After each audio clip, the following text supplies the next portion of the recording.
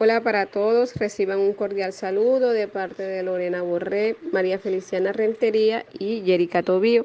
A continuación les presentamos nuestra visión sobre las bases teóricas o fundamentos de un modelo pedagógico. Los modelos pedagógicos deben siempre mantener coherencia con la finalidad asumida, es decir, hay que tener en cuenta que para diseñarlos y establecerlos se deben seguir ciertos parámetros y aspectos tanto particulares como comunes. Partiendo de esto, es claro que se ha debido considerar diversas bases teóricas, puesto que los seres humanos antes del conocimiento pueden ser concebidos como sistemas complejos que se desarrollan permaneciendo en constante cambio, teniéndose que analizar desde diversas perspectivas humanistas. Aquí, entonces, hay que considerar importantes áreas teóricas como la psicología, sociología, epistemología, pedagogía, la axiología, entre otras. La teoría psicológica, por su parte, se basa en el potencial cognitivo del ser humano como individuo, en cómo funciona su capacidad de raciocinio y aprendizaje, en cómo construye el conocimiento básico y científico, al tiempo que se centra en otros aspectos como la creatividad, el análisis, la automotivación o predisposición. En pocas palabras, se centra en comprender cómo y cuándo un individuo aprende. De la mano de esta se encuentra la teoría sociológica, entendiendo al ser humano como un ser sociable por naturaleza, quien no puede ser asumido como una isla en el proceso de enseñanza-aprendizaje, ya que se debe tener en cuenta que su desarrollo individual está sujeto a la influencia social de su entorno circundante. La teoría epistemológica está centrada en generar capacidades de análisis desde un punto de vista reflexivo y crítico, con la finalidad de emitir distintos diagnósticos. Basado en lo anterior, se establece cómo deben ser entendidos los conocimientos científicos dentro del sistema educativo, de cómo se debe transmitir el saber, cómo está relacionado debidamente y debidamente entrelazado el objeto a conocer y el conocedor. La ciencia crea la necesidad casi natural en el ser humano de conocer la verdad o al menos acercarse a esta. La teoría pedagógica, a su vez, está basada en el supuesto de dar a entender la pedagogía misma, es decir, que esta comprende y llega a explicar minuciosamente en qué consiste todo lo relacionado con el ámbito de la enseñanza, el aprendizaje y la docencia. Esta teoría está definida por ciertos valores, normativas, concepciones o ideologías que le dan las herramientas al educador para interpretar diferentes situaciones a las cuales estará enfrentándose constantemente en su labor, sin dejar de lado que esto mismo lo ayudará a potenciar su experiencia y no solo eso, sino que podrá transformarla.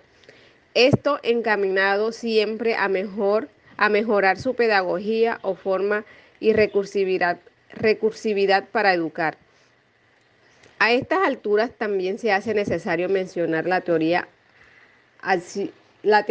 axiología como constituyente de los modelos pedagógicos, considerando que es vista de cierta manera como una disciplina filosófica, puesto que comprende los valores y el comportamiento del ser y la ética que éste posee. En este caso, a favor del proceso enseñanza-aprendizaje para consigo mismo. Cabe recalcar que los valores tanto ideales o personales como fundamentales están fuertemente relacionados al legado de cada sociedad a nivel cultural. Partiendo de esto, la teoría axiológica consiste en estudiar y guiar el forjamiento de excelentes e idóneos perfiles profesionales, tanto de los educadores como de los educandos desde el punto de vista teórico-práctico, bajo unos principios científicos y a la vez humanísticos debidamente dirigidos. Esto va enfocado a que las instituciones educativas no conciban el aprendiz únicamente desde una perspectiva cognitiva, sino también sistemática, constituida En cuanto a la importancia de la clasificación de los modelos pedagógicos, es pertinente pues aclarar en qué consiste cada una de estas clasificaciones. En primera instancia se ubica la heteroestructurante, también conocidos como modelos tradicionales, reciben tal denominación precisamente porque fue y siguen siendo uno de los modelos más implementados a nivel mundial, aun cuando está demostrado que no es el más efectivo. Dicho modelo consiste en un método de enseñanza en donde se contempla que el conocimiento se realiza por fuera del salón de clases y ve a la escuela como un transmisor de la cultura humana, que toma a los docentes como el centro de los procesos educativos. Y este mismo impone un método de enseñanza basado en la copia y la repetición de información, como si de robots o meros almacenamientos se trataran los aprendices. Por otro lado, se halla el modelo autoestructurante, el cual sería denominado como la contraparte del modelo heteroestructurante, pues en este caso al estudiante se le permite pensar y actuar libremente, esto con el fin de desarrollar su pensamiento y capacidad crítica de la realidad. En este caso se busca preparar para la vida sin separar vivencias cotidianas. Se expone un método de enseñanza secuenciado y organizado desde lo simple y cercano a lo distante y abstracto. Existe también el modelo denominado como interestructurante, que se enfoca principalmente en la implementación de tres factores para el desarrollo de las inteligencias, como son la cognitiva, la afectiva y la práctica. Esto con la finalidad de formar niños y niñas capaces tanto cognitiva como emocionalmente, seres pensantes y que sienten, que perfeccionan y actúan en pro al desarrollo de un sistema. Aquí cambia por completo el concepto pedagógico tradicional, como Piaget mencionó en su momento. No hay conocimiento sin amor y amor sin conocimiento. Una vez se logra dimensionar la función de la clasificación de los modelos pedagógicos, es imperativo que se explique la importancia de dicha separación. Para comenzar, es claro que cada modelo es único en su constitución, pero divergente a los demás. Podría decirse que cada uno surgió en un tiempo y requerimiento exclusivo, pues se amoldó a las necesidades socioeducativas en este preciso momento. Existe otra clasificación minuciosamente dividida y es denominada como la clasificación de Flores. En 1999, desde la perspectiva de dicho autor, los modelos pedagógicos pueden ser clasificados en 5: tradicional, transmisionista, conductista, romántico, cognitivo y social. Para este caso particular, ocurre que, aunque están clasificados de tal manera, sus diferencias no son tan marcadas como en el anterior, pues en el caso del modelo tradicional, el cual fue definido anteriormente, pues de transmisionista conductista, el aprendizaje se da a partir de la difusión del conocimiento y la conducta observable, que también utiliza la repetición con el fin de instaurar un hábito en el estudiante. Estos métodos son utilizados en muchas áreas porque suelen arrojar grandes resultados en materia de seguimiento de patrones y ejecución de actividades predeterminadas. El estudiante que sigue parámetros y normas estrictas impuestas por el docente. No existe considerable libertad de variables, pues la asignatura así lo impone. El modelo romántico, por su parte, como se mencionó arriba, es también parecido al autoestructurado. Aquí se premia la libertad del pensamiento, pues se centra en las necesidades humanas y metas del estudiante individualmente. Se da más relevancia a las experiencias vividas por el estudiante mismo. En este espacio el docente debe tener presente y empoderarse de tres valores fundamentales, como son la congruencia, la aceptación incondicional del alumno y la empatía. En cambio, el modelo pedagógico cognitivo, por otro lado, tiene como fin promover la independencia del estudiante. En este caso, no se tiene en cuenta el conocimiento científico como tal, sino como el estudiante es capaz de asimilarlo y generar una autonomía en la construcción y organización de sus esquemas mentales en torno a los saberes específicos, valiéndose por sí mismos en el proceso de su aprendizaje autónomo. Aquí el papel del educador es importante, pues este tiene la obligación y responsabilidad de evaluar y poner a prueba la capacidad adquirida bajo criterios estandarizados y cualitativos. Finalizando esta clasificación, nos topamos entonces con el modelo pedagógico social, en el cual prima el desarrollo cognitivo grupal. Es que debemos tener en cuenta que para entender el impacto de los modelos pedagógicos en la construcción de los paradigmas latinoamericanos, hay que remontarse bastante tiempo en la historia de la educación en el continente.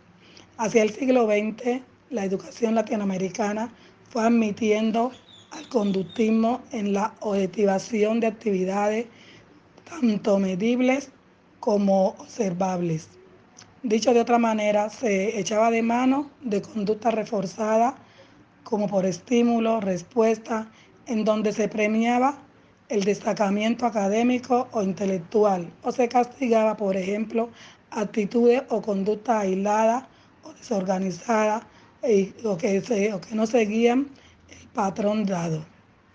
A finales de la década de los 70 cobra fuerza un modelo educativo humanista romántico promovido por Carl Rogers y que alcanza su mayor nivel de instauración en instituciones de educación superior venezolana y mexicana.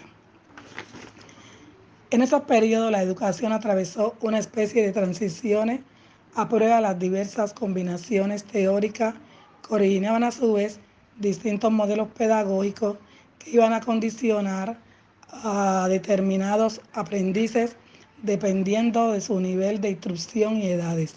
Por ejemplo, aparece Piaget con su epistemología genética en 1986, Ushubel con la psicología cognitiva, Calderón, Caicedo y Garcés en el 2017. Asimismo entra en ruedo la teoría ecléptica de Robert Gagné en 1980, quien en su modelo interdisciplinario relacionaba al conductismo con el cognitivismo y la teoría del procesamiento de la información, que tomaba como comparación fundamental el funcionamiento entre el cerebro humano y un computador. La educación en el continente también fue fuertemente influenciada por teorías como el aprendizaje del descubrimiento de Brunner en el 2018, así como el aprendizaje vicario de Bandura, Vergara. Ya con todo esto se enconcionaba un plano de modelo cognitivista con gran influencia norteamericana. En la educación latinoamericana, al introducir las contribuciones de Vygotsky, se relacionaron una diversidad de teorías que a pesar que eran de diferentes concepciones en torno a lo que prima para que tenga lugar el aprendizaje a ciencia cierta entre lo genético, que de Piaget, la madurez de Ushubel, lo social de Vygotsky, todas concluyen en situar al aprendiz como epicentro del proceso de enseñanza-aprendizaje, concibiéndolo como ente hábil de propender su propio conocimiento, conformando de esa manera a la teoría constructivista educativa. La educación del continente también fue impactada por un movimiento europeo denominado el Proyecto Bolonia en 1999, que llega a esta tierra en el 2004. Y asimismo fue adaptado bajo el nombre de Proyecto Tunín, en búsqueda de la internalización de la educación superior en América Latina, siguiendo la trascendencia oriunda. En este orden de ideas, la educación latinoamericana termina incorporando el modelo constructivista en todos los sistemas educacionales a partir de la década de los 90 hasta poco más de la primera década del siglo XXI, cuando empieza a fortalecer como el enfoque pedagógico aplicado por competencias. En América Latina, actualmente se continúa aplicando el sistema educativo por competencia en diversos grados o rangos educacionales, procurando